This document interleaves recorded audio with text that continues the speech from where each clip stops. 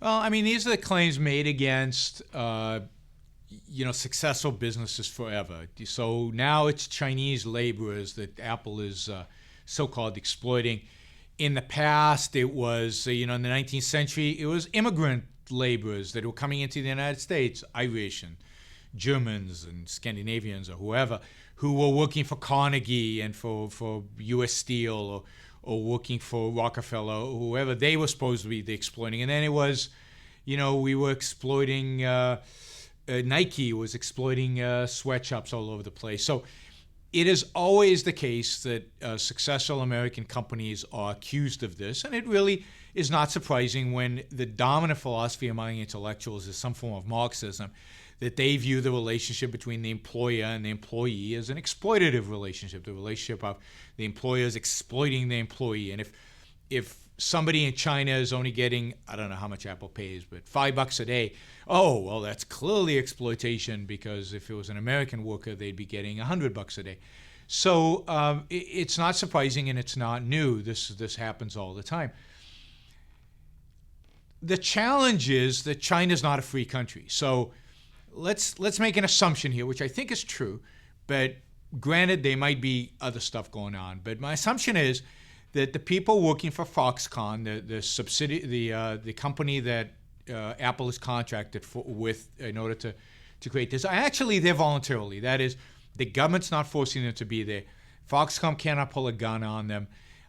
They have, in a sense, a contractual relationship. I don't know if it involves 8-hour workdays. Maybe it involves 12-hour workdays. I don't know.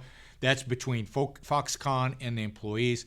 They're not chained to their machines. They're not whipped.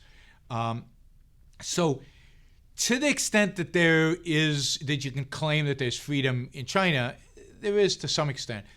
These people are free. Their relationship with their employer is a free relationship. They can leave. They can go work for somebody else. They can go back to the farms in Western China or wherever they come from in China. If those relationships are voluntary relationships, then the workers are obviously getting paid more than what their time is worth. That isn't what their other options they could have. And if they can't make $5 a day in the farm, then making $5 a day in an Apple factory, they're better off. Apple's better off because they obviously went to China because they've got a lot of employees. I think the main advantage China has is not the laborers. The main advantage China has for Apple is the number of engineers they have. They can put at a project, they can put in 15,000 engineers on a project. You just can't do that in the United States. You just don't have those numbers of engineers. Unfortunately, we don't train that many engineers within the United States, and most of the foreigners who we train, we kick out after they're trained, so they leave. They go back to China, and then Apple hires them there. So as long as those work relationships are voluntary, as long as Apple is not literally abusing those employees, as long as it's not engaged in immoral activity, that is,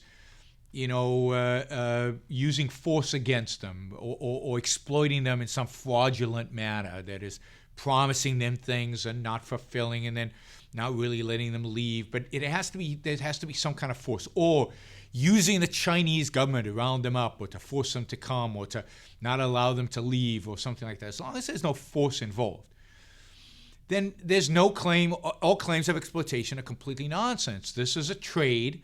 It's a win-win. The Chinese employees are better off. Apple is obviously better off. We as the American consumers are better off because the products are cheaper, they're better, and so on. Foxconn is making money. Apple is making money. Their shareholders are better off.